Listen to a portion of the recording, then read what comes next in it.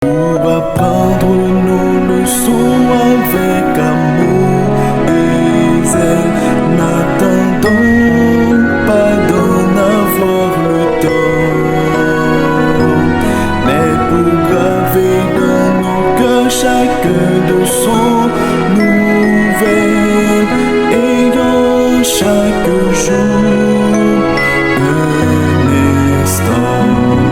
Amis, étudions nos leçons. Amis, étudions chaque jour, et nous aurons la paix du cœur et de son grand amour si nous étudions chaque jour. Amis, étudions nos leçons. Amis, étudions chaque jour, et nous aurons la paix du cœur et de son grand amour si nous étudions chaque jour.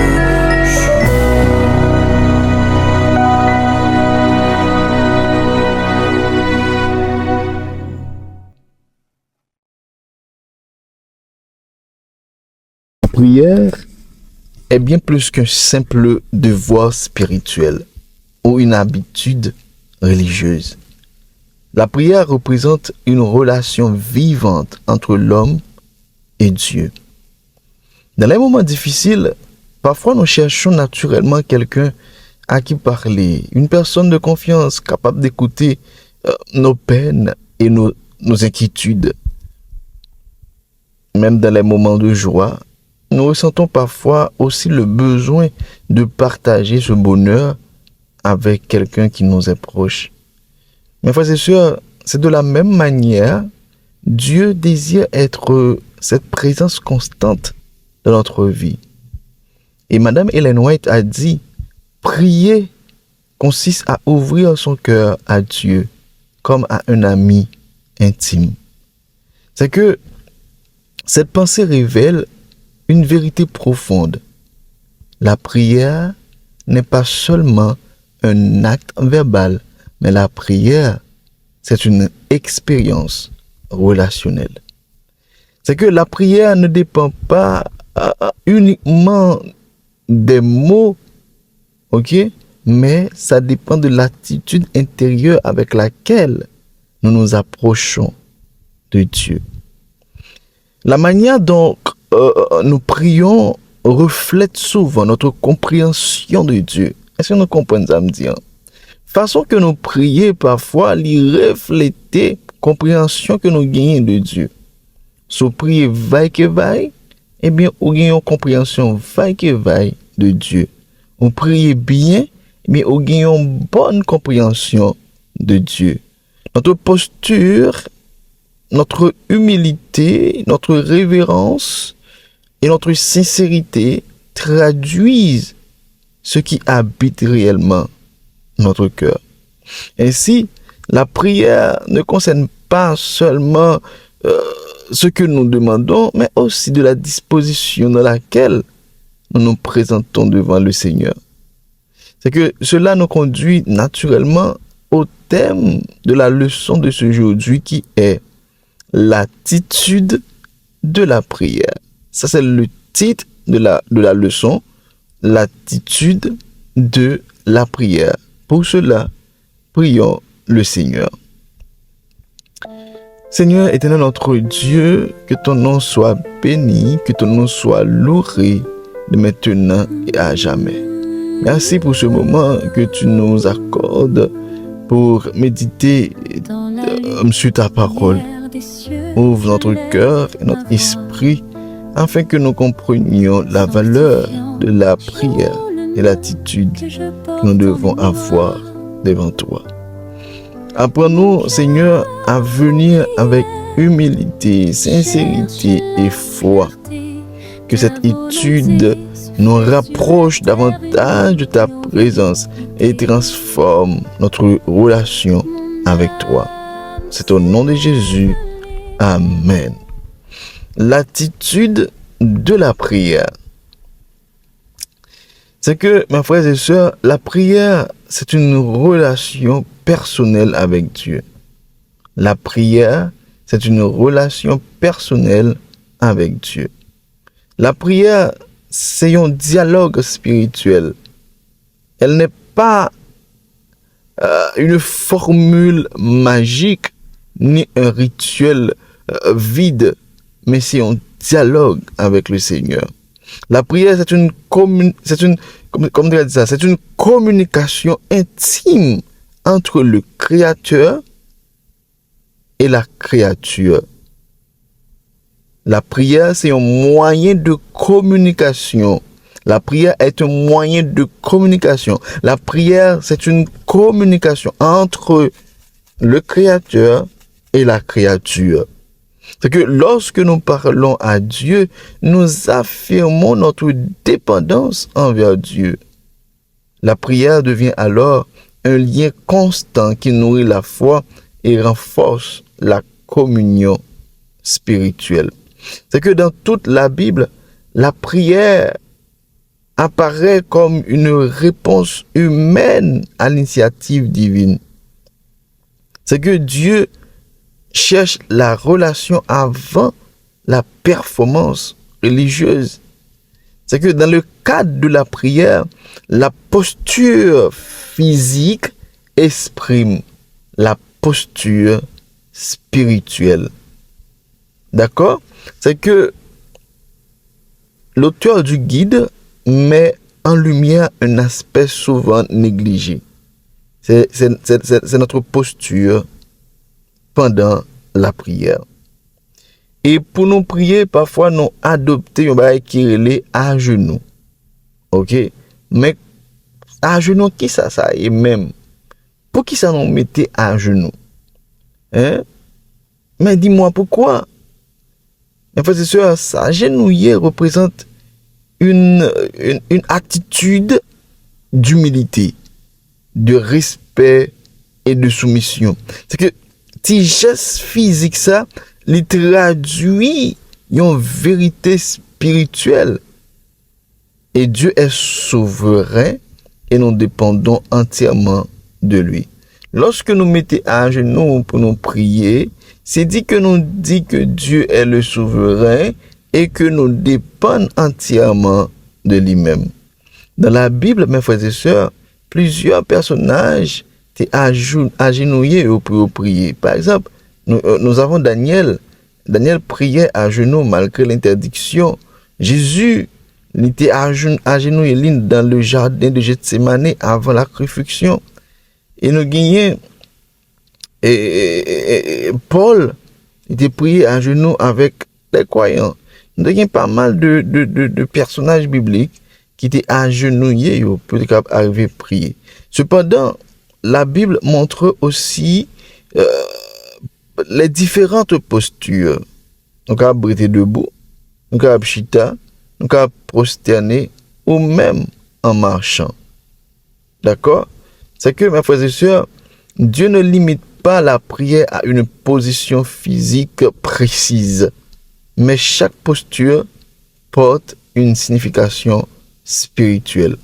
C'est que dans la vie spirituelle d'un croyant, l'humilité, c'est la clé de la vraie prière. La véritable attitude de la prière commence par l'humilité. Lorsque moi humble, si ça pousse rapidement à descendre, moi. S'agenouiller ne change pas seulement la position du corps, mais cela influence aussi la disposition du cœur. L'humilité ouvre la porte et une relation plus profonde avec Dieu. C'est que un monde qui est humble, il reconnaît qu'elle a besoin de Dieu, deux, qu'elle ne possède pas toutes les choses, et troisièmement, cette personne dépend entièrement de la grâce divine. C'est ça, un monde qui est humble. Et la prière devient puissante, c'est lorsque l'ego diminue et que la dépendance envers Dieu lui-même augmente. C'est qu'il faut être constant dans la prière. Il faut être constant dans la prière. C'est pas juste prier là, et puis demain, je cherche aux paroles, après demain, je cherche aux paroles, ou ne pas prier encore. Ok? La prière doit être constant. Yeah?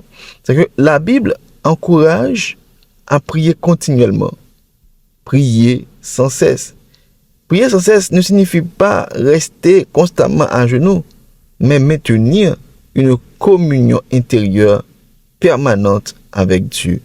Lorsque on dit pour nous prier sans cesse, c'est ça. Ok?